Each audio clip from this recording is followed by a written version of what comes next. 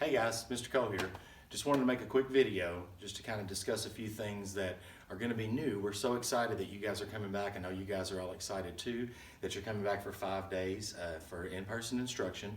So with that being said, there's going to be some things that are going to change. They're not going to be drastic changes, but they're going to be just enough little changes because instead of learning at home some of the time and learning at school some of the time, now you're going to be learning at school all the time, 5 days a week. And so with that, we're kind of going to think back to, before COVID, and if you're new to us this year in kindergarten, we're going to have to get some routines down, but it's similar to some of the same stuff you've been doing already.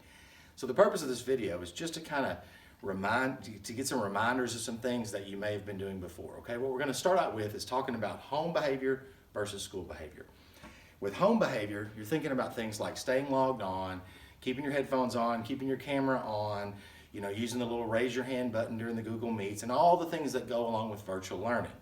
Well, we're not going to have to worry about that so much anymore, but we are going to have to think about how we're going to be learning in our classroom. So if you can take a look at a classroom here, this is Ms. Cole's classroom, you'll see that there's lots of desks compared to what we're used to, and there's lines on the floor and lots of dots and things to keep us in pods and things to keep us socially distanced from each other so we can stay safe. We're also going to be masked up the entire time in school, besides maybe some outside mask breaks and things like that. But if you've been in school for your A or your B rotation, you kind of already know a lot of that. The difference is we're going to be all together now with our A and our B together. And so the thing to think about is, how is my behavior going to benefit myself and others while staying safe and learning? And so that's where we're trying to help you with that, okay? So we've got a few new things that I want to talk about, all right? With our behavior matrix, it's the same thing as it was before. Of course, our 3 Whitesville expectations are to be respectful, be responsible, and be safe. And you know the things that kind of go along in here, but it's things like tracking the speaker, using positive language to be respectful, and making sure that you're looking for that voice level that's posted. For being responsible, just making sure that you have all your materials ready, you have everything good to go. If you need anything, you let your teacher know. You're willing to learn, and you keep all your belongings in your area, and that's really important, especially with all the COVID safety protocols. You want to make sure you keep everything together to be safe. And then finally, to be safe, your hands and your feet are on the floor. You're using your materials appropriately, and you're sitting with your bottom in your chair and your feet on the floor. But there's something else that on the matrices that you see in the hallway and in the bathroom when you come back, you're going to see some little extra signs like this, okay? And some of them are bigger. But what this basically says, it reminds us of hands, face, and space. Of course, our hands, we want to wash those and sanitize those as much as we possibly can. Anytime we're doing something with other people, we're using manipulatives or toys or balls or whatever we're playing with, we want to make sure that we're always sanitizing before and after, okay? Especially after restroom breaks as well. Masks, we want to keep our masks on at all times. Like I said, your teacher may give you some mask breaks, and when you're eating, of course, you'll have your mask off, but you want to make sure to listen to your teacher for that and keep those on, so that'll stay the same. And then our 6-foot distance. Sometimes in the classroom, we're going to be a little closer than 6 foot for certain periods of time, but for the most part, especially like in the hallway, when we're meeting other classes, things like that, we want to try to maintain a 6-foot distance if possible. Sometimes with our hands out to make sure that we're staying far enough away from each other to be safe, okay?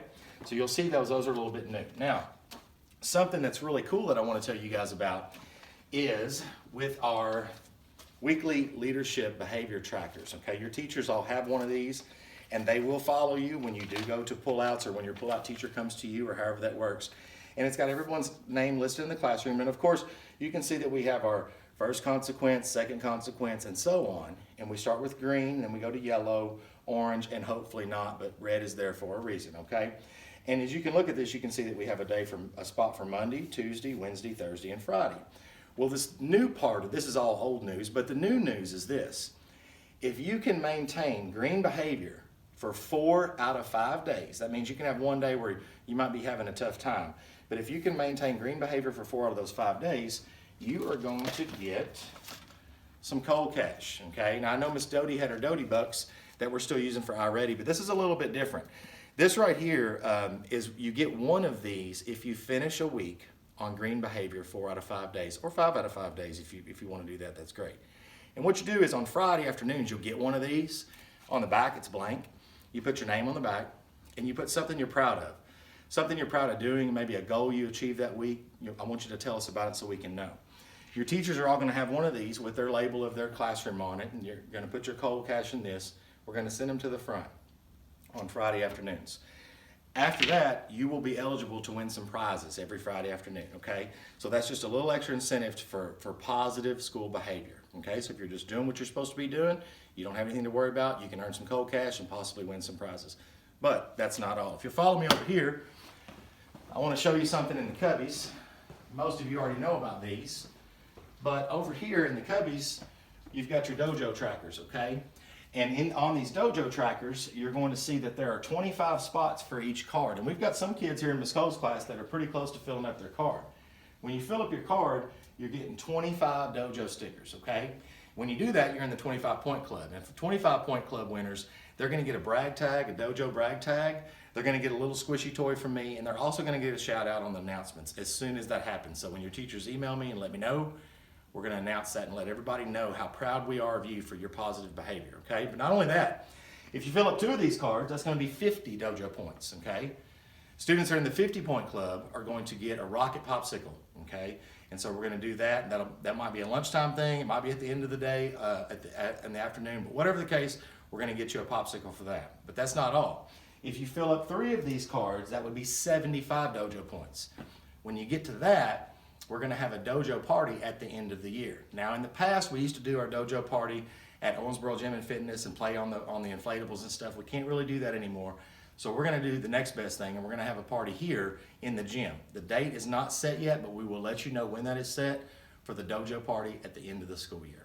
So I just wanted to kind of give you some things to think about as you come back to school, and if you're having trouble, because the problem is not going to be, do you know the expectations or not? We know you know how to behave. We know you know how to learn. We know that you know how to be a good student, how to do your job. The problem is going to be going from 2 days instruction every day in person to 5 days in person. And so we're going to have to really work on that, but we know you can do it. We have faith in you, and we know that you can learn in person 5 days, and we know that as soon as you get all your friends around you, you're going to be having so much fun, and all this extra stuff is just going to be icing on the cake for you, okay? All right. I think that's really about it that I wanted to discuss with you guys.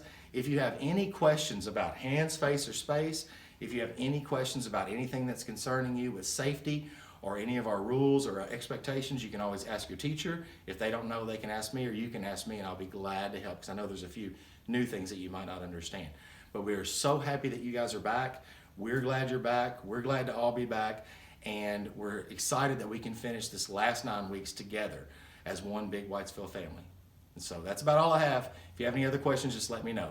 Mr. Cole, see you later.